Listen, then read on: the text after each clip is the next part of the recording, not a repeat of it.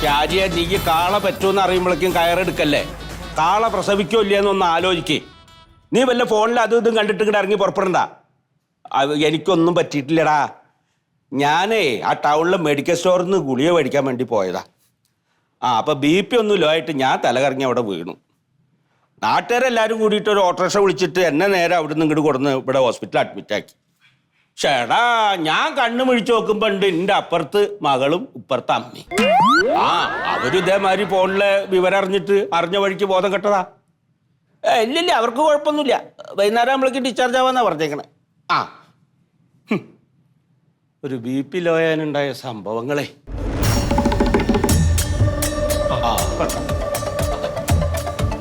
ഇയാള് പറഞ്ഞൊക്കെ നേരാണല്ലോ അല്ലേ? ഇയാളെന്താ പറഞ്ഞേ? ഇയാളെ ഹോട്ടലിൽ നിന്ന് ഭക്ഷണം കഴിച്ചിട്ട് ഭക്ഷ്യവിഷമായിട്ടാണ് ഇവിടെ കിടക്കുന്നതല്ലേ പറഞ്ഞത്? സത്യതാണോ? BP കൂടിയിട്ടല്ലേ മോളെ? അല്ലേ? അതെ, ഡോക്ടർ പറഞ്ഞ അങ്ങ് അറിഞ്ഞു. അല്ലാതെ ഇതിന്റെ നഷ്ടം മുഴുവൻ ഉണ്ടായത് എനിക്കാ.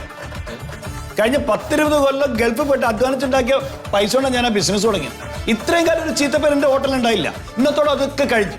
ചേട്ടാ നിങ്ങൾ എന്താ ഈ പറയണേ? ഭക്ഷണം കഴിച്ചോണ്ടിരിക്കണ എന്റെ ഭാര്യ തലകറങ്ങി വീണ പിന്നെ ഞാൻ എന്താ പറയാ? അപ്പൊ നിങ്ങൾ പറഞ്ഞല്ലോ അത് ഇതുകൊണ്ടാണ് സംഭവിച്ചത്. നിങ്ങൾ പറഞ്ഞില്ലേ? അല്ലെ, എനിക്ക് അങ്ങനെ തോന്നി. അല്ലാതെ എങ്ങനെ വേറെ എന്താ എനിക്ക് തോന്നേണ്ടത്?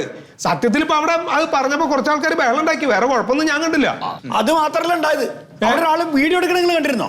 അയാൾ വീഡിയോയിൽ സോഷ്യൽ മീഡിയ മുഴുവൻ വൈറലാക്കി. എന്റെ ഹോട്ടലിൽ കുഴിമന്തി കഴിക്കുമ്പോ ഭക്ഷ്യവിഷബാധയേറ്റ് ഒരു പെണ്ണ് മരിക്കാൻ പോകുന്നു പറഞ്ഞിട്ട് ഹോസ്പിറ്റലാക്കി എന്ന് പറഞ്ഞിട്ട്.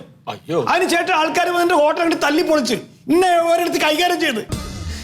അത് ഇത്ര വലിയ വിഷയം മാറുകയോ? ഇനി വിഷയമാണ്ട് ആ ഹോട്ടലിലെ കാര്യം നിങ്ങൾ വന്ന് പോയി കണ്ടു നോക്കിയപ്പോ. അല്ല, അതിപ്പോ ഇത് ഫോണിൽ വിട്ടോനെ കാരണല്ലേ ഈ പ്രശ്നമൊക്കെ ഉണ്ടായത്. അത് കണ്ടിട്ടല്ലേ മോള് തലകറങ്ങി വീണ്. അല്ലാണ്ട് ഇവനൊന്നും ചെയ്തിട്ടില്ലല്ലോ. അല്ല, നിങ്ങൾ ചെയ്തെന്നല്ല ഞാൻ പറഞ്ഞത്. എനിക്കുണ്ടായ നഷ്ടത്തിന് ആരും നഷ്ടപരിഹാരം തരും? ചേട്ടാ, ഈ കിടക്കണ എന്റെ ഭാര്യയാണ്. അതെന്റെ ഭാര്യയുടെ അമ്മയാണ്.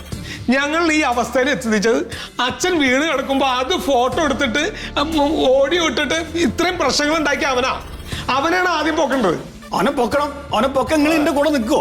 ഞാൻ പറഞ്ഞേട്ടാ, ഞാനും വരാം. നിങ്ങളുടെ വീഡിയോ ഇട്ടോനും പിടിക്കാം, ഈ അച്ഛന്റെ വീഡിയോ ഇട്ടോനും പിടിക്കാം. രണ്ടുപേരും പൊക്കാം നമുക്ക്. അതെ, എന്റെ ഫോട്ടോ ഇട്ടിട്ട് വോയിസ് വിട്ടോല്ലേ, അവൻ ആരാന്ന് ചിലപ്പോ ആ മെഡിക്കൽ സ്റ്റോറിൽ രാഘവേട്ടനെ അറിയായിരിക്കും.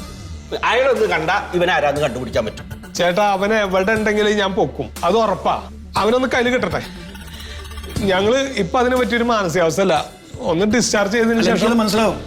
നിങ്ങൾ ഇവിടുത്തെ തിരക്ക് കഴിഞ്ഞിട്ടേ എന്റെ ഹോട്ടലിലേക്ക് വന്നോളൂ. ഞാൻ അവിടെ ഉണ്ടാവും. ഞാൻ വന്നോളാം ചേട്ടാ. പാവ മനുഷ്യൻ.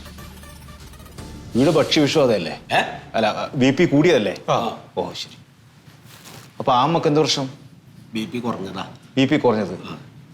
നിങ്ങൾ ഫാമിലി അല്ലേ? അതെ അതെ. ഇവിടെ കൂടി അവിടെ കുറഞ്ഞു.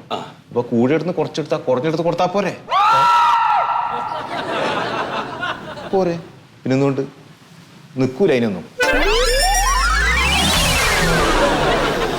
ഓരോരുത്തർമാര് ചെയ്തു വെച്ച് പോണ ഓരോ കാര്യങ്ങൾ ഒരു വിവരവും വിവേകമില്ലാത്തവന്മാര് എന്താ കാര്യം ഒന്നും കൂടി അറിയാണ്ട് വീഡിയോ എടുത്ത് അങ്ങോട്ട് ഇടും. ഇപ്പൊ അയാളുടെ ഹോട്ടൽ തല്ലി പൊളിച്ചെന്നാ പറയണേ. അത് വേറൊരുത്തൻ. എന്ത് ചെയ്യും ദൈവമേ, ഇവന്മാരൊക്കെ കത്തിച്ച് കളയണം കേട്ടോ.